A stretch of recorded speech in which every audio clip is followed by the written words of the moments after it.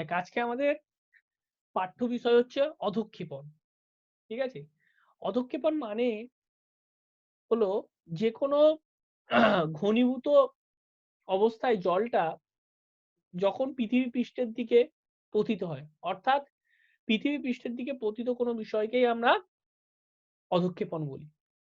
মানে বায়ুমণ্ডলে জলীয় বাষ্প ঘনীভূত হয়ে দুটো অবস্থা আমরা আগের দিন ঘনীভবন ক্লাস জেনেছি। ঘনীভবনের ক্লাসে আমরা দেখেছি বায়ুমণ্ডলের বায়ুমণ্ডলস্থিত জলীয় বাষ্প যেটা বায়ুমণ্ডল থেকে বাষ্প আকারে বায়ুমণ্ডলে পৌঁছে সে কি করছে, সেই জলীয় বাষ্প ঘনীভূত হয়ে কঠিন অথবা তরল অবস্থায় অবস্থান করে। অর্থাৎ জলীয় বাষ্প তার সরাসরি ঘনীভূত হয়ে দুটো অবস্থায় পরিবর্তিত হয়, একটা কঠিন অথবা তরল। এই কঠিন বা তরল অবস্থায় সেটা যদি মাধ্যাকর্ষণ শক্তির টানে পৃথিবীর দিকে বা ভূপৃষ্ঠের দিকে নেমে এলেই সেটাকেই আমরা বলি অধঃক্ষেপণ। বোঝাতে পারলাম যে বায়ুমণ্ডলে জলীয় বাষ্প ঘনীভূত হয়ে কঠিন বা তরল অবস্থায় যে ফর্মেই থাকুক না কেন বা যে রূপেই থাকুক না কেন, সেটা যদি মাধ্যাকর্ষণ শক্তির টানে পৃথিবী পৃষ্ঠে নেমে আসে বা ভূপৃষ্ঠে নেমে আসে বা ভূপৃষ্ঠে পতিত হয়, নেমে আসেও বলতে পারি, ভূপৃষ্ঠে পতিত হয়, তখন সেটাকে আমরা বলি অধঃক্ষেপণ। এইচ যে কিচফিল্ড, ইনি একজন আবহাওয়াবিদ। তিনি একটা সংজ্ঞা দিয়েছেন বা একটা ডেফিনেশন দিয়েছেন। সেটা কি বলছে দেখ, precipitation is defined as water or liquid or solid form falling to the earth। অর্থাৎ প্রেসিপিটেশন মানেই আমরা অধঃক্ষেপণকে আমরা সংজ্ঞায়িত করে এটা বা অধঃক্ষেপণকে আমরা সংজ্ঞায়িত করে এটাই বলতে পারি যে সেটা জল অথবা তরল অথবা সলিড মানে কঠিন অবস্থায় যদি ফলিং হয়, তার কোথায় না পৃথিবী পৃষ্ঠের দিকে, তার ফলিংটা যদি পৃথিবী পৃষ্ঠের দিকে হয়। ঠিক আছে? এই জায়গাটা এই জায়গাটাকে আমরা বলি যে অধঃক্ষেপণ। তারা একটু পজ করছি। তাহলে আমরা জানলাম অধঃক্ষেপণ মানেই বুঝতে পেরেছিস জলীয় বাষ্পর ঘনীভূত অবস্থার দুটো রূপ, তরল অথবা কঠিন অবস্থায় পৃথিবীর দিকে পতিত হওয়াটাকেই বা ভূপৃষ্ঠের দিকে পতিত হওয়াকেই অধঃক্ষেপণ। অর্থাৎ যে জলীয় বাষ্পটা ঘনীভূত হয়ে মূলত জলকণায় পরিণত হয়, সেই জলকণাটা বিভিন্ন অ্যারোসল বা ঘনীভবনের কেন্দ্রককে ভিত্তি করে তারা কি হয়, আকর্ষণ করে ভেসে বেড়ায়। অর্থাৎ জলকণাগুলি পরস্পর সাথে যুক্ত হয়ে তারা সেই জলকণা ক্রমাগত আকারে বৃদ্ধি পায় এবং আয়তনেও বাড়ে, যার ফলে সেটা আর বাতাসে ভেসে বেড়াতে না পেরে পৃথিবীর মাধ্যাকর্ষণ শক্তির টানে ভূপৃষ্ঠে পতিত হয়। বোঝা গেল? এবং অধঃক্ষেপণ যে হয় তার বিভিন্ন রূপের মাধ্যমে হয়। অর্থাৎ এই যে বলছি পতিত হয়, কি পতিত হয়? অর্থাৎ বৃষ্টিপাত রূপে পতিত হতে পারে, ঝিরিঝিরি বৃষ্টি বা গুঁড়ি গুঁড়ি বৃষ্টি রূপে হতে পারে, তুষারপাত রূপে হতে পারে, স্লিট রূপে হতে পারে, শিলাবৃষ্টি রূপে হতে পারে। অর্থাৎ অধঃক্ষেপণ যেরকম আমরা ঘনীভবনের বিভিন্ন রূপভেদ দেখেছিলাম, কুয়াশা দেখেছিলাম, তুহিন দেখেছিলাম, এগুলো আমরা দেখেছিলাম, সেরকম মেঘ দেখেছিলাম, এগুলো হচ্ছে ঘনীভবনের রূপভেদ। সেরকম অধঃক্ষেপণের বিভিন্ন টাইপ হতে পারে বা ধরন হতে পারে। অর্থাৎ বায়ুমণ্ডল থেকে যেটা কঠিন অথবা তরল রূপে যখন পতিত হচ্ছে, সেই পতিত বিভিন্ন রূপে পতিত হয়। বৃষ্টিপাত রূপে হতে পারে, ঝিরিঝিরি বৃষ্টিপাত, তুষারপাত, স্লিট, শিলাবৃষ্টি। অর্থাৎ অধঃক্ষেপণের মূলত আমরা 5টা রূপ দেখি। এবার বৃষ্টিপাত আমরা কাকে বলবো? অর্থাৎ জলীয় বাষ্প ঘনীভূত হয়ে কমপক্ষে 0.5 মিটার ব্যাসযুক্ত জলবিন্দু রূপে যখন ভূপৃষ্ঠে পতিত হবে, তখনই সেটাকে আমরা বলবো বৃষ্টিপাত। অর্থাৎ বৃষ্টিপাত হতে গেলে বৃষ্টিপাতের যে ফোঁটা, মানে ফোঁটা মানে সেটাকে আমরা বলি জলবিন্দু, সেই জলবিন্দুটাকে মিনিমাম 0.5 mm বা তার বেশি ব্যাসযুক্ত হতে হবে। তাহলে বৃষ্টিপাত বলতে বুঝতে পারলি জলীয় বাষ্প ঘনীভূত হয়ে কমপক্ষে 0.5 মিমি ব্যাসযুক্ত জলবিন্দু রূপে যদি ভূপৃষ্ঠে পতিত হয়, তাকে আমরা বলবো বৃষ্টিপাত। এবার বৃষ্টিপাতের পরেই দেখেছিস, আমি তার পাশেই দেখেছি ঝিরিঝিরি বৃষ্টি বা গুঁড়ি বৃষ্টি বা গুঁড়ি বৃষ্টি, দুটোই বলতে পারিস। ঠিক আছে? ঝিরি বৃষ্টি বা গুঁড়ি বৃষ্টি। তাহলে এই যে ঝিরিঝিরি বৃষ্টি বা গুঁড়ি বৃষ্টি, সেই বৃষ্টিপাত মানে কি? এই যে বৃষ্টিপাতের ড্রপলেট গুলো, অর্থাৎ বৃষ্টির যে কণা, তার আয়তন যদি 0.5 mm এর বেশি, mm মানে মিলিমিটারের বেশি হয়, তাহলে এর কিন্তু আয়তন 0.5 mm এর কম। তাহলে গুঁড়ি বৃষ্টির সংজ্ঞা কিন্তু একই রাখবি। অর্থাৎ জলীয় বাষ্প ঘনীভূত হয়ে কমপক্ষে 0.5 mm এর কম ব্যাসযুক্ত জলকণা যখন পৃথিবীর দিকে ঝরে পড়ে বা পৃথিবীর দিকে পতিত হয় বা ভূপৃষ্ঠে পতিত হয় বা পৃথিবীতে পতিত হয়, ভূপৃষ্ঠে পতিত হয়, যেটা খুশি যার যেটা সুইটেবল সেই ভাষায় লিখতে হয়, তাকে আমরা বলছি ঝিরি বৃষ্টি বা গুঁড়ি বৃষ্টি। আর গুঁড়ি বৃষ্টির থেকেও আরো কিন্তু ছোট বৃষ্টি হচ্ছে ইলসে গুঁড়ি, দেখেছিস? যখন খুব ঝিরিঝিরি ইলসে গুঁড়ি একমাত্র বর্ষাকালে এটা আমরা দেখি। এই ইলসে গুঁড়ির জন্য কি হয়, প্রচুর পরিমাণে ইলিশ মাছের আগমন ঘটে ওই বৃষ্টিতে। সমুদ্র থেকে মাছটা, এটা যেহেতু ক্যাটানোমাস মাছ, সমুদ্র থেকে মাছটা তোর আমাদের নদীতে ঢোকে। কারণ ইলিশ মাছ এমন একটা টাইপের মাছ সারা বছর সমুদ্রে থাকে, তারপর মানে শুধুমাত্র ডিম পাড়ার সময় সে নদীতে ঢোকে। এটা তোকে মাথায় রাখতে হবে। তাহলে বিষয়টা বোঝা গেল। তাহলে এই যে ঝিরি বৃষ্টিরও কিন্তু আরো টাইপ আছে। এটা যদি খুব সূক্ষ্ম হয় তখন সেটাকে আমরা, এটা এই যে গুঁড়ি বৃষ্টিকে বলি ইলসে গুঁড়ি, কারণ যেহেতু ইলিশ মাছের আগমন ঘটে নদীতে, এই জন্য এটাকে আমরা ইলসে গুঁড়ি বলি। দ্বিতীয় ৩ নম্বর যে টাইপ সেটা হচ্ছে তুষারপাত। তুষারপাত, তাহলে তুষারপাত মানে বুঝতে পেরেছিস? এতক্ষণ আমরা সব জলকণা বললাম, এখানে জলকণা ঘনীভূত হয়ে যদি অতি সূক্ষ্ম বরফ কণায় পরিণত হয়। তুষারপাতের প্রথম কথাটাই হচ্ছে যে জলকণাটা যদি অতি সূক্ষ্ম বরফ কণায় পরিণত হয়, তাহলে তুষারপাতের সংজ্ঞা আমরা কি বলবো? জলকণা ঘনীভূত হয়ে অতি সূক্ষ্ম বরফ কণা, যেটা দেখতে অনেকটা পেঁজা তুলোর মতো অবস্থায়, মানে তুষারপাত যখন হয় সেটা পেঁজা তুলোর মতো অবস্থায় ভূপৃষ্ঠে পড়ে। তাহলে বুঝতে পারছিস বিষয়গুলো? জলকণা অতি সূক্ষ্ম বরফ কণা বা পেঁজা তুলোর মতো অবস্থায় যদি ভূপৃষ্ঠে পতিত হয় তখন সেটাকে আমরা বলছি তুষারপাত। ঠিক আছে? এটা পেঁজা তুলোর মতো, অর্থাৎ এই তুষারপাত হওয়ার পর দেখবি আমরা যদি পাহাড়ি অঞ্চলে বেড়াতে যাই তখন কিন্তু তার উপরে যদি আমরা পা রাখি আমাদের পা কিন্তু অনেকটা ভেতরে ঢুকে যায়। পেঁজা তুলোর মতো অবস্থা মানে কি, ওর ভেতরে কিন্তু অনেকটা বাষ্পও থাকে, জলাবদ্ধ অবস্থা থাকে। ঠিক আছে?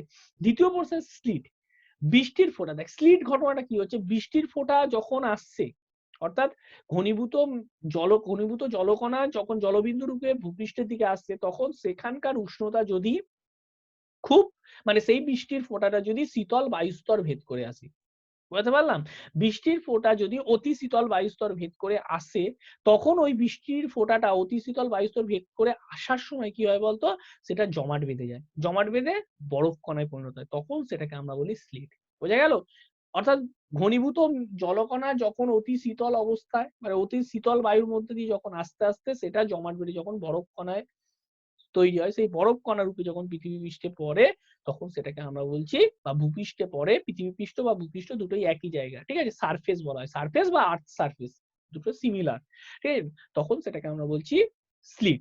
আর লাস্ট যেটা আছে শিলাবৃষ্টি। দেখিস মূলত এই টাইমটা আমরা শিলাবৃষ্টিটা মারাত্মকভাবে দেখি কালবৈশাখীর সময়, বিশেষ করে বুঝতেই পেরেছিস যে শিলাবৃষ্টিটা আমরা কালবৈশাখীর সময় প্রচন্ড পরিমাণে দেখি। তাহলে যখন কিউমুলোনিম্বাস মেঘটা ফর্ম হবে, অর্থাৎ উষ্ণমণ্ডলে কঠিন বরফের টুকরো বৃষ্টির সঙ্গে, অর্থাৎ এমন একটা ঘটনা শিলাবৃষ্টি, এখানে কঠিন অবস্থাও থাকে জলীয় বাষ্পের, মানে অতি জমাট বাঁধা মেঘ থেকে একমাত্র শিলাবৃষ্টি হতে পারে। বুঝতে পারলাম? কিউমুলোনিম্বাস অতি জমাট বাঁধা মেঘ এবং উলম্ব মেঘ, ব্যাপারটাই বুঝতে পেরেছিস? এই যে শিলাবৃষ্টিটা হয়, শিলাবৃষ্টিতে দুটো টাইপই থাকে, অর্থাৎ বৃষ্টি বিন্দুও থাকবে, আবার তোর জল, মানে বরফ বরফ কণাও থাকবে। বোঝা গেল? যেটা আমরা শিলার আকারে পড়ে বলে সেটাকে শিলাবৃষ্টি বলি। অর্থাৎ উষ্ণমণ্ডল, এটা মূলত উষ্ণমণ্ডল, ক্রান্তীয় অঞ্চল ছাড়া আর কোথাও কিন্তু শিলাবৃষ্টি দেখা যায় না।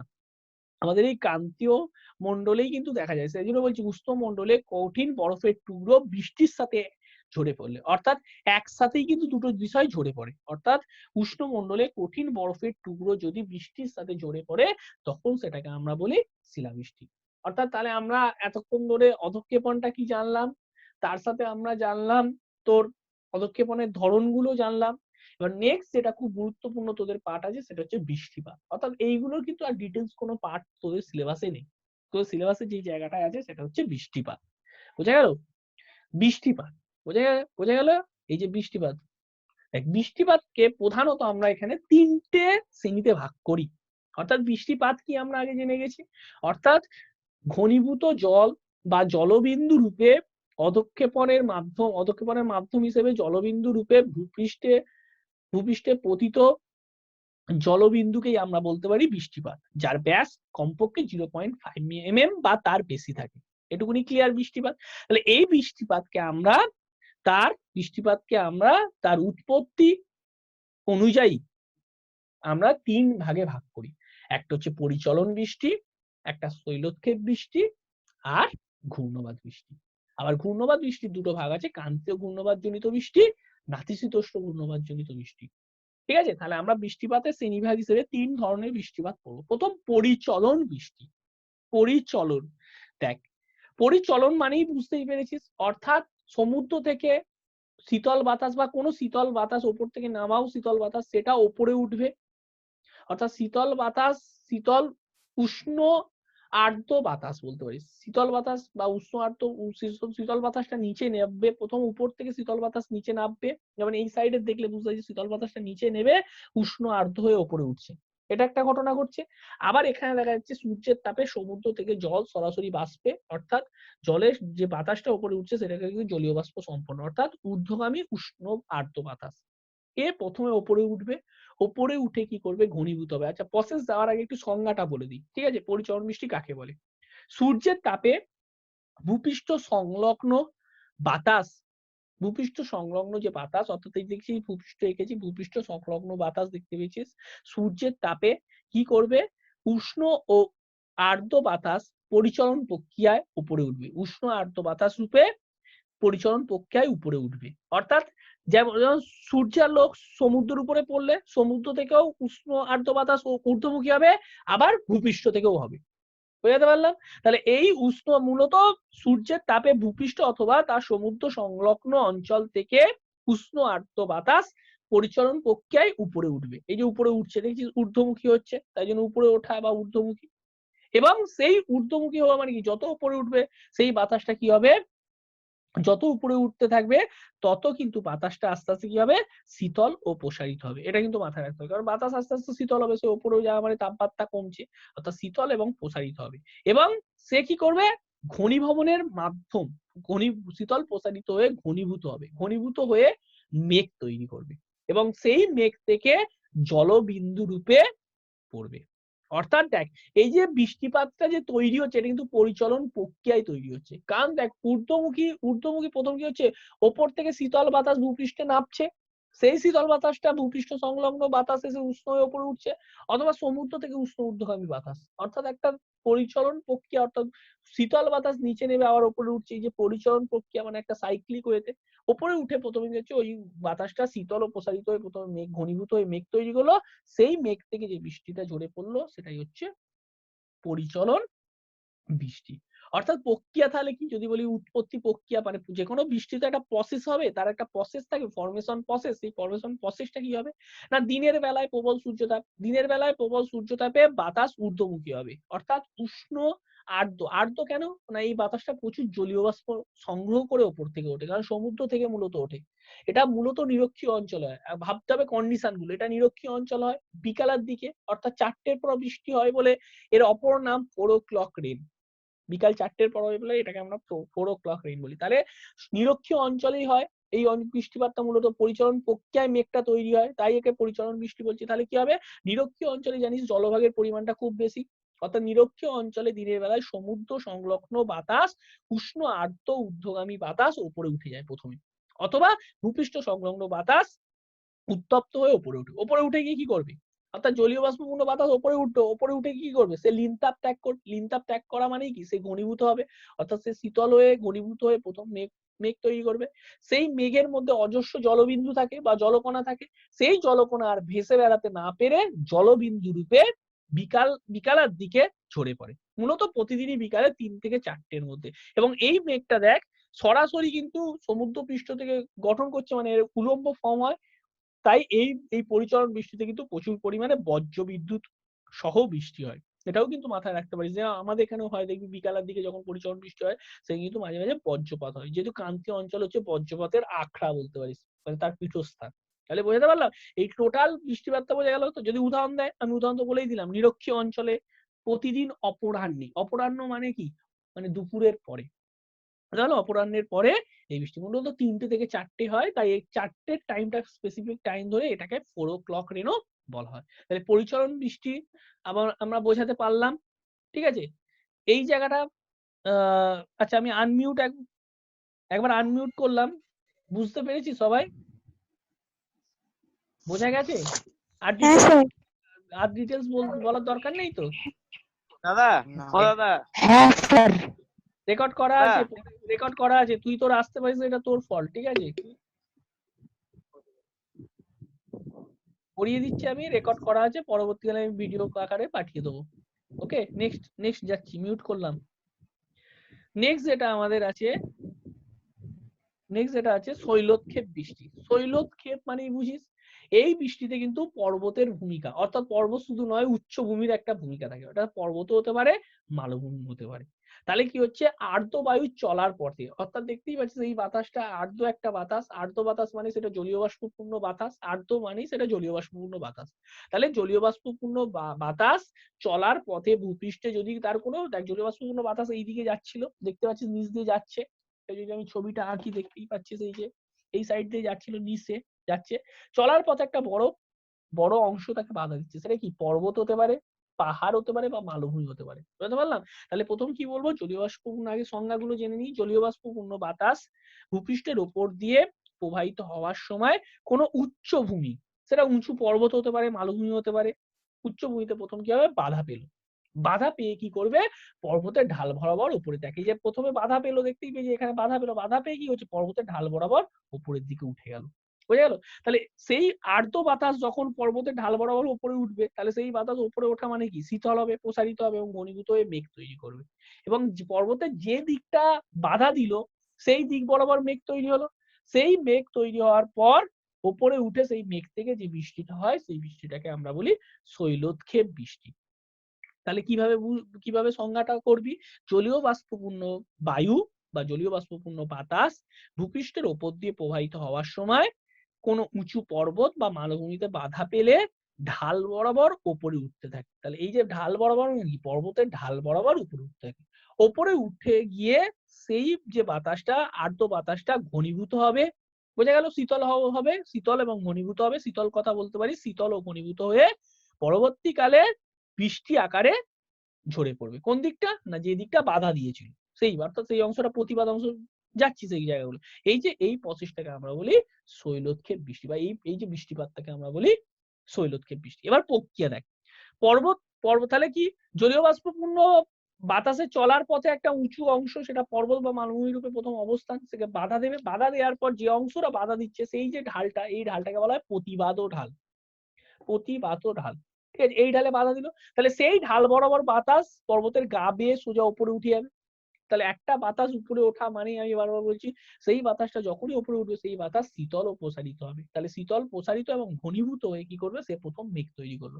এবং মেঘ তৈরি করার সাথে সাথে সেই মেঘটা কিন্তু আর তার নিজের ভারে ভেসে বেড়াতে না পেরে, বা পর্বতের ওই ঢাল টপকাতে না পেরে, এখানে কিন্তু অলরেডি রেনফল ঘটিয়ে দিচ্ছে বা বৃষ্টিপাত ঘটাচ্ছে। বৃষ্টিপাত ঘটানোর পর কি হলো, তার জলীয় বাষ্প অনেকটা ডবলেট আকারে পড়ে গেল, নিচের দিকে পতিত হয়ে গেল, যার ফলে মেঘটা হালকা হয়ে গেল। তখন এই মেঘটা কি করবে, এই জায়গাটায় যখন চলে এলো, এই মেঘটাই যখন এই জায়গাটা করে এলো, তখন কি হবে, সেই মেঘটা বাতাস কি হবে, এইখান থেকে যখন আসছে, কারণ বাতাস ভারী হয়েছিল বলে উঠে গিয়ে ভারী হয়েছিল, সেই বাতাসটা যখন বৃষ্টিপাত ঝরিয়ে ফেললো বা বৃষ্টি আকারে যখন জলবিন্দু গুলো ঝরিয়ে দিল, তখন কি হলো, বাতাস হালকা হয়ে গেছে। তখন তাহলে কি হবে, সেই বাতাস নিম্নগামী হতে থাকবে। তাহলে যে বাতাসটা উপরে উঠতে থাকে, সেই বাতাস, ঊর্ধ্বগামী বাতাস সবসময় শীতল হতে থাকে। কিন্তু যে বাতাসটা নিম্নগামী অর্থাৎ নিচের দিকে নামতে যাচ্ছে, সেই বাতাস কিন্তু উষ্ণ হতে থাকে। এটা স্বাভাবিক নিয়ম, এটা ডায়াবেটিক এন্ড অ্যাডিয়াবেটিক প্রসেস। যে বাতাস নিচ থেকে উপরে উঠবে সে শীতল হতে থাকবে, আর যে বাতাস উপর থেকে নিচে নামবে সেটা হচ্ছে উষ্ণ হতে থাকবে। এটা দুটো পদ্ধতি, ঠিক আছে? এই যখন এই বাতাসটা নিম্নগামী হচ্ছে, সেই বাতাস উষ্ণ হওয়া মানে কি, উষ্ণ বাতাসের জলীয় বাষ্প ধারণ ক্ষমতা অনেক বেশি, অর্থাৎ এই বাতাস কি করবে, বৃষ্টিপাত অল্প পরিমাণে ঘটাবে, বা কখনো কখনো বৃষ্টিপাত ঘটায় না, বা অল্প পরিমাণে বৃষ্টিপাত ঘটায়। এবং এই বাতাস নিম্নগামী হওয়ায় সেই বাতাস উষ্ণ হওয়ার ফলে সেই বাতাস কি করবে, জলীয় বাষ্পকে সংগ্রহ করতে থাকবে, যার ফলে প্রতিবাদ অংশে যতটা পরিমাণ বৃষ্টি হয়, অনুবাদ অংশে তার তুলনায় অনেক কম বৃষ্টি হয়। বুঝতে পারলাম? তাহলে পর্বতের যে ঢালে বাতাসটা বাধা পেল, সেই ঢালটাকে আমরা বলি প্রতিবাদ্য ঢাল। আর যে ঢালে বরাবর বাতাস ঊর্ধ্বগামী হচ্ছে, সেটাও বলতে হয়, সেটাকে প্রতিবাদ ঢাল বলছি। যেটা বাধা দিয়ে যে বাতাসটা ঊর্ধ্বগামী হচ্ছে, যে বাতাস বরাবর, যে ঢাল বরাবর বাতাস নিম্নগামী হয়, তখন সেটাকে আমরা বলছি অনুবাত ঢাল। বুঝে গেল? সেটাকে আমরা বলি অনুবাত ঢাল। এবার এই অনুবাত ঢালে কি হচ্ছে, বাতাস যেহেতু নিম্নগামী হচ্ছে, যার ফলে উষ্ণ হয়ে পড়ছে, যার ফলে জলীয় বাষ্প ধারণ করতে থাকে, যার ফলে এখানে কিন্তু অনেক কম বৃষ্টিপাত ঘটায়। তাই জন্য প্রতিবাদ ঢালে যে অংশে প্রচুর বৃষ্টি হয়, এই অংশে তার তুলনায় অনেক কম হয়। অনেক কম হয় বলে এই অঞ্চলটা অনেকটা শুষ্ক অবস্থায় থাকে, যেটাকে আমরা বলি বৃষ্টির ছায় অঞ্চল। তবে বৃষ্টির ছায় অঞ্চলের কনসেপ্ট কিন্তু ক্লিয়ার করতে হবে। আমি আবারও বলছি, দেখ যেরকম আমাদের মৌসিনরাম আর শিলং, ভালো করে বুঝ। মানে পর্বতের এই সাইডে মেঘালয় যে পর্বত আছে তার এক সাইড হচ্ছে মৌসিনরাম, প্রতিবাদ ও অংশ অবস্থিত মৌসিনরাম, আর অনুবাদ অংশ অবস্থিত শিলং। মৌসিনরামে প্রচুর বৃষ্টিপাত হয়, মানে বৃষ্টিপাত প্রায় 1200 সেমি হয়। পৃথিবীর সবচেয়ে বর্ষণযুক্ত অঞ্চল হচ্ছে মৌসিনরাম, সবচেয়ে বেশি বৃষ্টি হয় 1200। সেখানে শিলংয়ে দেখ, এখানে বৃষ্টিপাত হচ্ছে 1200 এমএম, বৃষ্টিপাতের একক এমএম, বুঝা গেল? দেখ এখানে আমি তার সংখ্যাটা লিখে দিচ্ছি 1200, আর দেখা যাচ্ছে শিলংয়ে হচ্ছে 300। এর সাপেক্ষে এখানে কিন্তু অনেক কম, তাই এটাকে বৃষ্টি চাই। এই 300 সেমি মিমি বৃষ্টিপাতও কিন্তু অনেক বৃষ্টি, কলকাতার থেকে বেশি বৃষ্টি হয়। ভালো করে বুঝ, শিলংয়ে কিন্তু কলকাতার থেকে বেশি বৃষ্টি হয়। তা সত্ত্বেও শিলংয়ে কলকাতার থেকে বেশি বৃষ্টিপাত হওয়া সত্ত্বেও, ব্যাপারটা বুঝলি, শিলংয়ে কলকাতার থেকে বেশি বৃষ্টি হয়, তা সত্ত্বেও এটাকে বৃষ্টির ছায় অঞ্চল বলছি। কেন? ব্যাপারটা বোঝা গেল? 300 সেমি বৃষ্টিটা কিন্তু কম না, অনেকটাই বেশি বৃষ্টি, তা সত্ত্বেও বৃষ্টি চাই কারণ এখানে 1200 সাপেক্ষে এটা হচ্ছে বৃষ্টির ছায় অঞ্চল। বুঝতে পারলাম? অনেক টিচার দেখবি বলে দেয় এখানে প্রচুর বৃষ্টিপাত হয়, এখানে বৃষ্টিপাত হয় না। না, সেটা কিন্তু ভুল। বৃষ্টির ছায় অঞ্চল বলে এর তুলনা, অঞ্চল বলতে এর তুলনায় বা এর সাপেক্ষে অনেক কম বৃষ্টি হয়। তাই প্রতিবাদ অংশে অধিক বৃষ্টি হয়, আর অনুবাদ অংশে অনেক কম বৃষ্টিপাত হওয়ায় তখন সেই জায়গাটাকে বলা হয় বৃষ্টির ছায় অঞ্চল। বুঝতে পারলাম? বৃষ্টির ছায় অঞ্চল মানে এটা ভেবে নিস না যে বৃষ্টি হয় না। বুঝতে পারলাম? সেরকম পশ্চিমঘাট পর্বতের পশ্চিম ঢালে প্রচুর বৃষ্টি হয়, পূর্ব ঢালে কম বৃষ্টিপাত হয়। পূর্ব ঢালটা হচ্ছে তোর হচ্ছে বৃষ্টির ছায় অঞ্চল। সেরকম আমাদের মেঘালয় পর্বতের দক্ষিণটা মৌসিরাম অবস্থিত, ওইখানে প্রচুর বৃষ্টিপাত হয়। দক্ষিণ ঢালে, উত্তর ঢাল শিলং অবস্থিত, সেখানে কম বৃষ্টিপাত হয়। আবার শিলংয়ের বৃষ্টি কিন্তু কলকাতার থেকে বেশি। তাহলে কলকাতায় কিন্তু বর্ষাকালে যথেষ্ট বৃষ্টি হয়। বুঝতে পারলাম? এবার এই যে শৈলক্ষেপ বৃষ্টির আরেকটা চরিত্র আছে, পৃথিবীতে যত ধরনের বেশি বৃষ্টিপাত হয়, পৃথিবীতে যত ধরনের বৃষ্টিপাত হয় তার মধ্যে 90% কিন্তু শৈলক্ষেপ বৃষ্টি। বুঝতে পারলাম? আমাদের ভারতবর্ষের 90% বৃষ্টি কিন্তু শৈলক্ষেপ বৃষ্টি, অর্থাৎ মৌসুমী বায়ু কিন্তু, ওই যে মৌসুমী বায়ু, সেটা সমুদ্র বুঝতে দক্ষিণ পশ্চিম মৌসুমী বায়ু রূপে সমুদ্রের উপর দিয়ে ঢুকলো, ঢুকে মেঘালয় মালভূমি, তারপর আমাদের কোথায় মেঘালয় মালভূমির সাথে সাথে কোথায় না হিমালয় পর্বতের ঢাল, এই সব জায়গায় ধাক্কা খেয়ে প্রচুর বৃষ্টিপাত ঘটায়। অর্থাৎ শৈলক্ষেপ বৃষ্টি কিন্তু পৃথিবীতে সবচেয়ে বেশি পরিমাণে বৃষ্টিপাত সংঘটিত করে। লাস্ট যে পোর্শন, বোঝা গেল? তাহলে শৈলক্ষেপ বৃষ্টি সম্পর্কে আমাদের ক্লিয়ার অঞ্চল হলো। অর্থাৎ প্রতিবাদ ঢাল, অনুবাদ ঢাল, এখান থেকে আমরা কি জানলাম? প্রতিবাদ ঢাল কি, অনুবাদ ঢাল কি, কোথায় বায়ু ঊর্ধ্বগামী হচ্ছে, কোথায় বায়ু নিম্নগামী হচ্ছে, কোথায় বৃষ্টির ছায় অঞ্চল হচ্ছে, কোথায় প্রচুর পরিমাণে বৃষ্টিপাত হচ্ছে, সেটা আমরা বুঝতে পারলাম বা জানতে পারলাম। ঠিক আছে? নেক্সট যেটা ঘূর্ণবাদ বৃষ্টি, আমি বারবার বলছি ঘূর্ণবাদ জনিত বৃষ্টি কে কিন্তু অনেকটা আমরা সীমান্ত বৃষ্টি বলি। ঘূর্ণবাদ জনিত বৃষ্টিকে অনেকটা আমরা সীমান্ত বৃষ্টি বলি। কেন সীমান্ত বৃষ্টি বলি? তার প্রধান কারণ দেখ, ঘূর্ণবাতের প্রভাবে যে বৃষ্টিপাত হয়, মানে প্রথমে আগে বলবো যে ঘূর্ণবাদ বৃষ্টি কাকে বলবো। একটা ঘূর্ণবাদ তৈরি হওয়ার পর ঘূর্ণবাতের কিন্তু একটা চরিত্রই হচ্ছে, তার এফেক্টটাই বা তার একটা ফলাফলই হচ্ছে বৃষ্টিপাত। যখন ক্রান্তীয় ঘূর্ণবাদ হচ্ছে সেখানে প্রচুর বজ্রবিদ্যুৎ সহ বৃষ্টিপাত হয়, আর নাতিশীতোষ্ণ ঘূর্ণবাতে অল্প বৃষ্টি বা ঝিরিঝিরি বৃষ্টি বা তুষারপাত হয়। তাহলে ঘূর্ণবাদ প্রক্রিয়ার মাধ্যমে বা ঘূর্ণবাদের উৎপত্তির সাথে সাথে সেই ঘূর্ণবাদটা যখন স্থলভাগে আছড়ে পড়ে, অর্থাৎ জলভাগে উৎপত্তি হলে স্থলভাগে আছড়ে পড়ে, বা স্থলভাগে উৎপত্তি হলে সেখানে সীমান্ত তৈরি করে যে বৃষ্টিপাতটা ঘটাচ্ছে সেটাকেই আমরা বলি ঘূর্ণবাদ জনিত বৃষ্টি। তাহলে ঘূর্ণবাদ সৃষ্টি হওয়ার পর ঘূর্ণবাদ প্রসেসটা কি, ঘূর্ণবাদ প্রক্রিয়ায় যে বৃষ্টি সংঘটিত হয় তাকে আমরা ঘূর্ণবাদ জনিত বৃষ্টি বলি। প্রথম যে বৃষ্টিটা হচ্ছে সেটা হচ্ছে ক্রান্তীয় ঘূর্ণবাদ বৃষ্টি বা ক্রান্তীয় ঘূর্ণবাদ। মানে কি, ক্রান্তীয় অঞ্চলে আমি বোঝালাম ঘূর্ণবাদ, ক্রান্তীয় অঞ্চলে প্রথমে হচ্ছে গভীর নিম্নচাপ তৈরি হয়, সেই গভীর নিম্নচাপকে ফরওয়ার্ড করতে গিয়ে হচ্ছে পার্শ্ববর্তী উচ্চচাপ অঞ্চল থেকে বাতাস ছুটে এসে কি হয়, বাতাসটা প্রথমে নিম্নগামী হয়, নিম্নগামী হওয়ার পর সেই স্থানটা এতটাই উত্তপ্ত, সেখান থেকে বাতাস কিন্তু উত্তপ্ত হয়ে ঊর্ধ্বগামী হয়ে সরাসরি স্থলভাগে ধাক্কা মারে। স্থলভাগে ধাক্কা মারার সাথে সাথে দেখ, জলীয় বাষ্পপূর্ণ বাতাস সমুদ্র থেকে ঘূর্ণবাতের মূল শক্তি কিন্তু লিনতাপ। লিনতাপটা কোথায় থাকবে? জলীয় বাষ্প। অর্থাৎ জলীয় বাষ্পপূর্ণ বাতাস সমুদ্রে মানে স্থলভাগে গিয়ে যখন আছড়ে পড়ছে, আছড়ে পড়া মানেই কি, ওখানে কিন্তু প্রচুর পরিমাণে বৃষ্টিপাত ঘটাচ্ছে। অর্থাৎ ঘূর্ণবাতের জন্য যে বজ্রবিদ্যুৎ সহ স্থলভাগে যে বজ্রবিদ্যুৎ সহ প্রবল বৃষ্টিপাত হচ্ছে সেটাকে আমরা ক্রান্তীয় ঘূর্ণবৃষ্টি বলি। আরেকটা যেটা হচ্ছে সেটা হচ্ছে ফ্রন্ট তৈরি হবে। ফ্রন্ট কেন? ঘূর্ণবাদকে আমরা সীমান্ত বৃষ্টি, মূলত নাতিশীতোষ্ণ ঘূর্ণবাতের ফলে যে বৃষ্টিটা হয় সেটাকে সীমান্ত বৃষ্টি বলি। নাতিশীতোষ্ণ ঘূর্ণবাত কিন্তু এরকম ক্রান্তীয় ঘূর্ণবাতে একক ধর্মী বায়ুপুঞ্জ দেখা যায়, ক্রান্তীয় নাতিশীতোষ্ণ ঘূর্ণবাতে কিন্তু ভিন্ন ধর্মী বায়ুপুঞ্জ দেখা যায়। মানে কি? মানে একদিক থেকে শীতল বাতাস আসছে, দেখ এদিকে লিখেছি, একদিক থেকে শীতল বাতাস আসছে আর একদিকে উষ্ণ বাতাস, অর্থাৎ উষ্ণ শীতল বাতাস দুটো একটা যে সীমানা দ্বারা বিচ্ছিন্ন হয় সেটাকেই বলি আমরা সীমান্ত। বুঝতে পারলাম? কারণ তোদের ডিটেলস আর সীমান্ত দেওয়ার কোনো দরকার নেই, তাহলে সেটা বলছি যে উষ্ণ বাতাস আর শীতল বাতাস যে সীমারেখা দ্বারা পরস্পর আলাদা থাকে সেটাকেই বলি সীমান্ত। অর্থাৎ এই সীমান্ত বরাবর, সীমান্তের উপরের দিকে মেঘ তৈরি হয়, মানে ঘনীভূত হয়, জলীয় বাষ্পপূর্ণ বাতাস উপরে উঠে গিয়ে কি হয়, উষ্ণ বাতাস জলীয় বাষ্পপূর্ণ বাতাস হবে, তাই সেটা হালকা বলে শীতল বাতাস তাকে ঠেলে উপরে তুলে দেয়।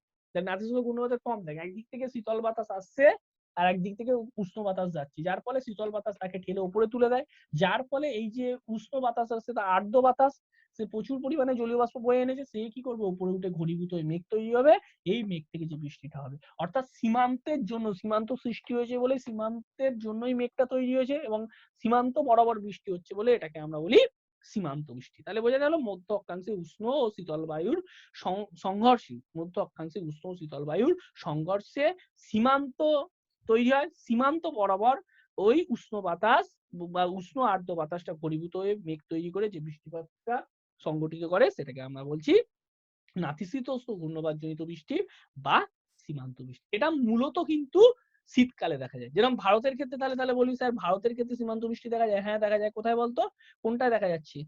আমি মিউট অল করে আনমিউট করে দিচ্ছি, ঠিক আছে। ভারতের ক্ষেত্রে সীমান্ত বৃষ্টি কোথায় দেখা যায় বলতো, যে শীতকালে যে আমাদের পাঞ্জাব, হরিয়ানা, দিল্লিতে যে বৃষ্টিটা হয়, অর্থাৎ ভূমধ্য সাগরের যে সীমান্ত বৃষ্টিটা তৈরি হয়, অর্থাৎ পশ্চিমী ঝঞ্ঝা, ভারতের যে পশ্চিমী ঝঞ্ঝা, এটা কিন্তু সীমান্ত বৃষ্টি। বুঝতে পারলাম? আর এখন তো সাইক্লোন হচ্ছে, বুঝতেই পারছিস, এক একটা সাইক্লোন তৈরি হচ্ছে, যেন কাল রাত্রি 2টোর সময়, 2:40 3:40 আমাদের বিশাল ঝড় বৃষ্টি, বজ্রপাত।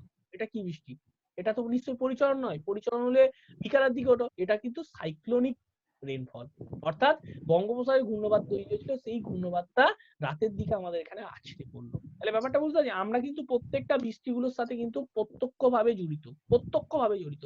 যেরকম দেখবি বিকালের দিকে, গ্রীষ্মের বিকালে প্রায় 3টে-4টের সময় স্কুলে, আমার ছোট্টবেলার একটা গল্প বলি, আমরা স্কুলে যখন পড়তাম, স্কুল লাইফের গল্প, ম্যাক্সিমাম দিন গ্রীষ্মকালে দেখতাম স্কুলে এক সাইডে পুরো কালো পুঞ্জীভূত মেঘ, পুরো ফুলকপির মতো মেঘ, যেটাকে আমরা বলি কিউমুলো নিম্বাস মেঘ, তোদের মেঘের টাইপ গুলো পড়িয়ে দিচ্ছে, সেই মেঘ পুরো কালো ঘনিয়ে এলো, প্রচন্ড পরিমাণে বৃষ্টি, প্রায় আধ ঘন্টা 30 মিনিট, 1 ঘন্টা, তো 30 মিনিট থেকে 1 ঘন্টা খুব জোর বৃষ্টি এবং বজ্রপাত, অর্থাৎ 3টে থেকে 4টের মধ্যে বা বিকাল 2টোর পর অপরাহ্নের পর বলেছি, কোনো জায়গায় 4টেতে হয়, কোনো জায়গায় 3টে, কোনো জায়গায় 2টোর পর যে বৃষ্টিটা, সেই বৃষ্টি, অর্থাৎ গ্রীষ্মের শেষে যে বৃষ্টিটা, সেটা পরিচলন বৃষ্টি। অর্থাৎ দেখ, আমরা কিন্তু প্রত্যক্ষভাবে প্রত্যেকটা বৃষ্টির সঙ্গে পরিচিত, ক্লিয়ার। এবং এই পরিচলন বৃষ্টিতে কখনো শিলও পড়তে পারে, তাই শিলাবৃষ্টিও আমরা বলতে পারি। বুঝতে পারলাম? আর যেটা হয় দেখবি, এই যে কাল রাত্রিরে যেটা আমরা রিয়েলাইজ করলাম, এটা কি বৃষ্টি? এটা সাইক্লোনিক রেনফল। বুঝতে পারলাম? আর টানা বর্ষাকালে যে বৃষ্টিগুলো হয়, বর্ষাকালের যে বৃষ্টি পুরোটাই কিন্তু আমাদের শৈলক্ষেপ বৃষ্টি। অত বুঝতে পারছেন স্যার, সেখানে তো হিমালয় বাধা দিয়েছে, আরে হিমালয় বাধা পেয়ে সেই বাতাসটা তো মনে কর মেঘালয় বাধা পেলো, মেঘালয় বাধা পেয়ে সেটা তো পশ্চিমবঙ্গের ওপর দিয়ে আস্তে আস্তে পশ্চিমবঙ্গ, বিহার, উত্তরপ্রদেশ হয়ে তো ওইদিকে যাচ্ছে, দিল্লির দিকে, অর্থাৎ পশ্চিমবঙ্গে থেকে বিহারের দিক বলেছিলাম, পূর্ব দিকে যত পূর্ব দিক থেকে পশ্চিম দিকে যাবে তত বৃষ্টিপাত কমতে থাকবে। এগুলো সবই কিন্তু শৈলক্ষেপ বৃষ্টি। আর সীমান্ত বৃষ্টি তো আমাদের এই পশ্চিমবঙ্গে পার্টিকুলার হয় না, কিন্তু ভারতে হয়। ভারতে কখন হয়? ওই পশ্চিমী ঝঞ্ঝার সময়, অর্থাৎ শীতকালে যে জায়গাটা হয়, ঠিক আছে। এই হচ্ছে টোটাল আমাদের আজকে পাঠ্যটা ছিল, টোটাল পাঠ্য বিষয়।